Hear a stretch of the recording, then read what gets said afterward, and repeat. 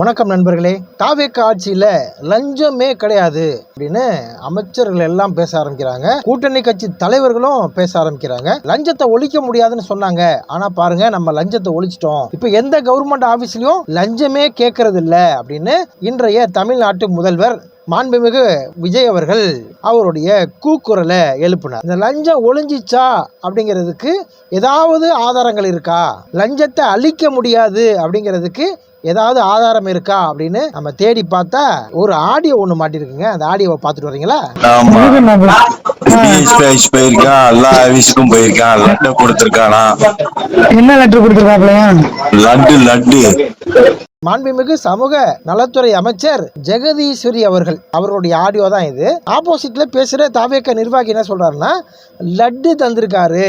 ஆனா அந்த அம்மா என்ன சொல்றாங்கன்னா, என்ன லெட்டர் கொடுத்துருக்காங்க அப்படின்றாங்க. அவர் என்ன சொல்றாரு, லெட்டர் இல்லம்மா லட்டு அப்படின்றாரு. லட்டு எதுக்காக கொடுத்தாரு? டிவிகே கட்சி ஜெயிச்சு ஆட்சி அமைச்சதுக்காக கொடுத்தாரோ? அப்படி கொடுத்திருந்தா கூட டிவிக்கு ஆட்சி அமைச்ச போல கொடுத்துடணும். 2 மாசத்துக்கு மேல ஆச்சு, இப்ப ஏன் லட்டு கொடுக்குறாரு? எனக்கு இதுல இன்னொரு டவுட் வருதுங்க. பொதுவாகவே இந்த எலெக்ஷன் டைம் வந்துச்சுன்னா கூட்டணி கட்சிகளுக்கு இவ்வளவு ஸ்வீட் பாக்ஸ் கொடுத்தாங்க. அப்போ அரசியலில் ஸ்வீட் பாக்ஸ் அப்படின்னா ஏதோ கோடி கணக்கில் பணம் தர்றாங்க அப்படிங்கிறது தான் ஸ்வீட் பாக்ஸுன்னு அடைமொழி வச்சு சொல்லுவாங்க. இப்போ இவங்க லட்டு கொடுத்துருக்காங்கன்னு சொல்லும் பொழுது ஏதாவது லஞ்சம் கொடுத்துருப்பாங்களா அப்படிங்கிற டவுட்டு நமக்கு வருதுங்க. மேல நம்ம வீடியோ கேளுங்க. ஆப்போசிட்ல பேசுறாரு இல்லையா, அவரு கான்ட்ராக்ட் வேலை பார்க்கிறவரு, அதாவது அரசு சம்பந்தப்பட்ட கான்ட்ராக்ட் வேலை செய்யறவரு. இவர்கிட்ட தான் அந்த அம்மா போன் பண்ணி கேட்குறாங்க. அப்போ இந்த லட்டு அப்படிங்கிறது ஏதோ ஒரு சந்தேகத்தை நமக்கு ஏற்படுத்துது. அதாவது ஒரு ஆபீஸ்ல போய், தாசில்தார் ஆபீஸ்ல போய் ஒருத்தர் லட்டு கொடுக்குறாருன்னா சாதாரண விஷயம், லட்டு கொடுத்துட்டு போறாரு. இதுல என்ன விஷயம் இருக்கு? அமைச்சர் பதறதை பார்த்தா கான்ட்ராக்ட் இருக்கு இல்லையா, அந்த கான்ட்ராக்டுகளை கையில பிடிப்பதற்காக இந்த லட்சுமணன் அவர்கள் அங்க போய் லட்டு கொடுத்துருப்பாரோ அப்படின்னு நமக்கு டவுட் வருது. அந்த டவுட் தான் மேடத்துக்கு வந்திருக்கு. சும்மா சத்தம் போட்டுருங்க.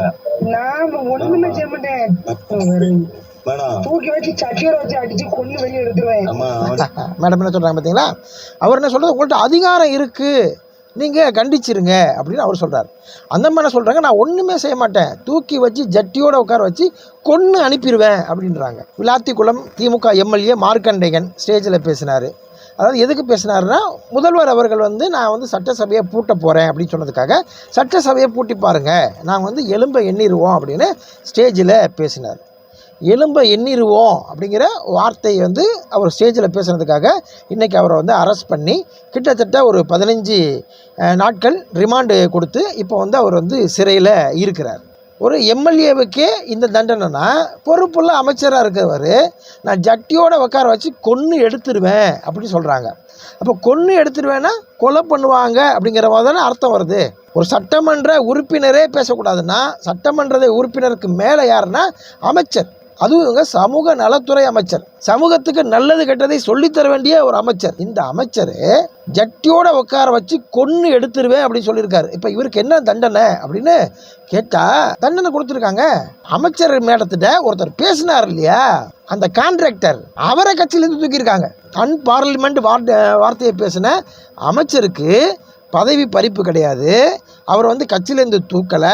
அவர்கிட்ட ஆப்போசிட்ல பேசினார் பார்த்தீங்களா, அவர் தான் இந்த ஆடியோ வெளியிட்டிருக்காரு. இந்த ஆடியோ வெளியிட்டதுனால அவரை கட்சியிலேருந்து தூக்கியிருக்காங்க. பேசும்போது வாட்ஸ்அப் கால்ல பேசுறேன்.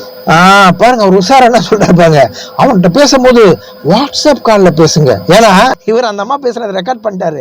அதனால இவர் சொல்றாரு, அவங்களுக்கு அறிவுரை சொல்றாரு, அம்மா அவர்கிட்ட பேசும்போது வாட்ஸ்அப் காலில் பேசுங்கன்னு சொல்லிட்டு இவரே ரெக்கார்டிங்கை ரிலீஸ் பண்ணி விட்டுருக்கிறாரு. இப்போ இது ஒண்ணுங்க. இன்னொரு ஆடியோவும் இங்கே உலா வந்துட்டு இருக்கு. அந்த ஆடியோவையும் கேட்டுருங்க. ஆக்சுவலி போஸ்டிங் கிடைச்சிச்சுன்னா ரொம்ப நல்லா இருக்கும் சார். எனக்குமே டிவிக்கில் அந்த அந்த ஃபீல்டுலேயே அது ஒர்க் பண்ணுறதுக்கும் ஒரு யூட்டிலைஸ் பண்ணுற மாதிரி இருக்கும், நல்லா இருக்கும். பட் அமௌண்ட் சார் இது ரொம்ப ஹெவி சார், என்னால் அவ்வளோ பண்ண முடியுமான்னு தெரியல. கொஞ்சம் நீங்கள் கம்மி பண்ணி பண்ணுங்க சரிங்களா? அரசு வழக்கறிஞர்களை நியமிக்கிறதுக்காக லஞ்சம் கேட்டாங்க. கிட்டத்தட்ட 5 லட்சத்துலேருந்து 30 லட்சம் வரைக்கும் பேரம் பேசப்படுது அப்படின்னு சொல்லி, அப்புறம் வழக்கம் போல் தாவேக அரசு என்ன பண்ணுச்சு அப்படின்னா, தவறு செய்தவரை தூக்காமல் யார் கம்ப்ளைண்ட் கொடுத்தாங்களோ அந்த கம்ப்ளைண்ட் கொடுத்தவரை கட்சியோட பொறுப்புலேருந்து தூக்கிட்டாங்க. அது நடந்தது நமக்கு தெரியும். அதே மாதிரி இன்றைக்கி இங்கேயும் இன்னொரு வழக்கறிஞர் நியமனத்துக்காக இன்னொரு இடத்துல பேரம் பேசுகிற ஆடியோ தான் இது. இவர் பேர் வந்து அனீஸ். இவர் பேசுகிற ஆடியோ கேளுங்க.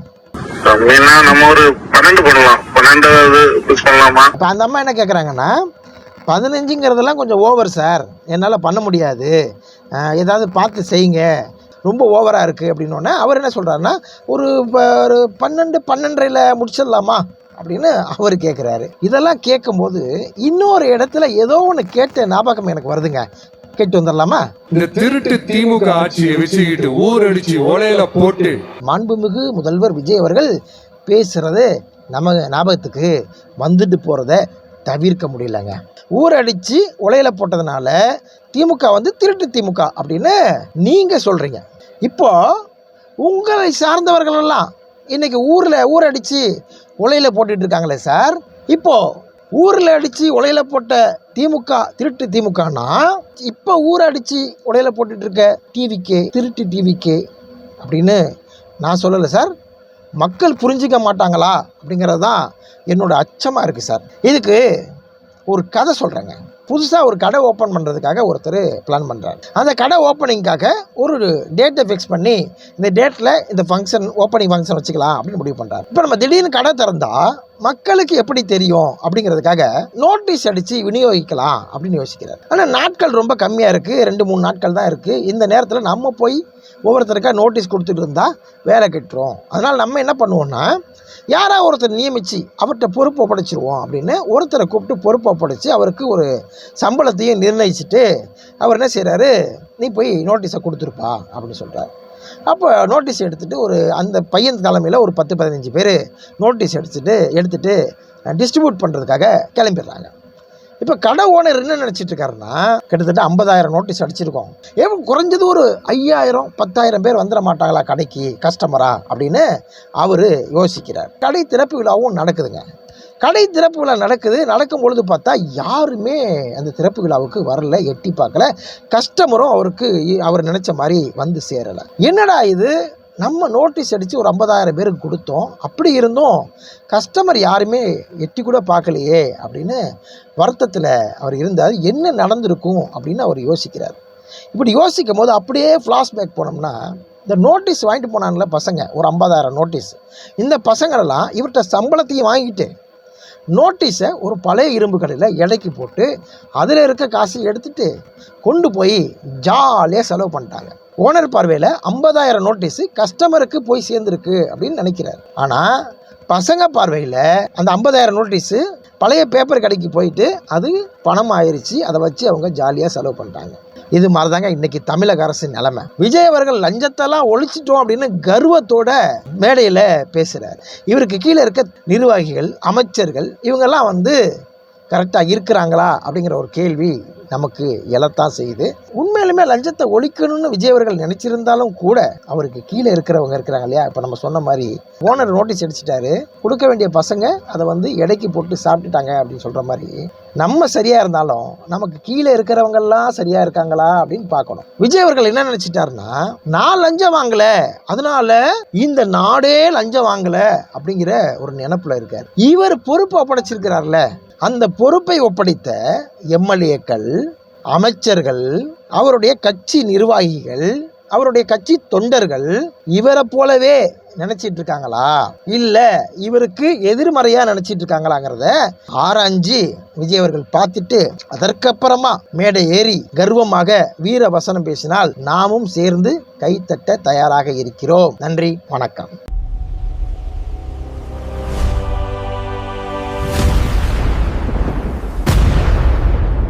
உண்மையின் குரல்.